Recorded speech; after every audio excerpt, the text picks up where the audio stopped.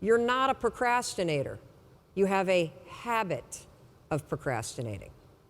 Big difference. Because if it's a habit, I can teach you to use science to break it.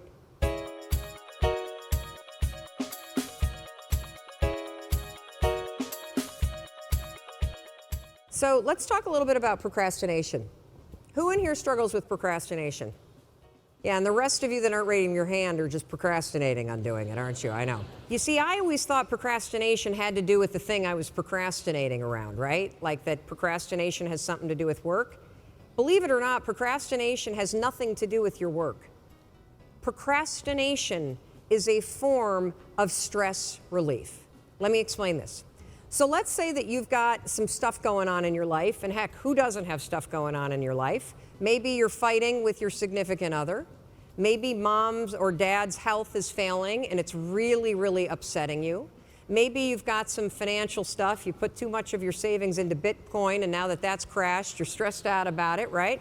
And so you go into work, and when you get into work, you got stuff to do, you kind of walk in and you got this big stress ball that subconsciously is hanging over your head. And so you walk in and you sit down and you know you got 13 phone calls you need to make. And you also know that you've been chickening out, you've been making easy calls, and there's a bunch of CIOs or other people that are higher level that you haven't been calling.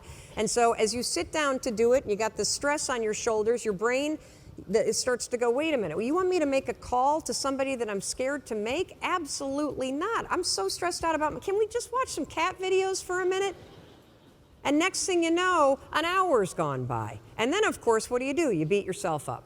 So the only way that you can break this habit, and that's an important word for you to hear, you're not a procrastinator. You have a habit of procrastinating. Big difference. Because if it's a habit, I can teach you to use science to break it. You see, all habits have three parts. There's a trigger. And in the case of procrastination, the trigger is always stress.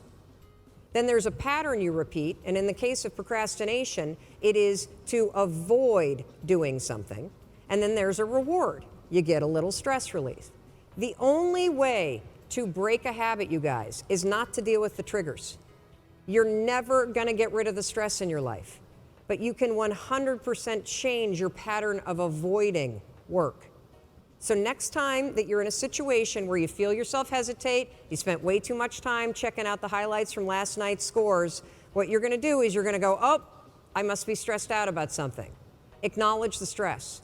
Then go 5, 4, 3, 2, 1. I want you to count to yourself because I want you to interrupt the habit that's stored here, and I want you to awaken your prefrontal cortex. Then I want you to just work, just for 5 minutes. The reason why I want you to only work for 5 minutes is because your problem isn't working.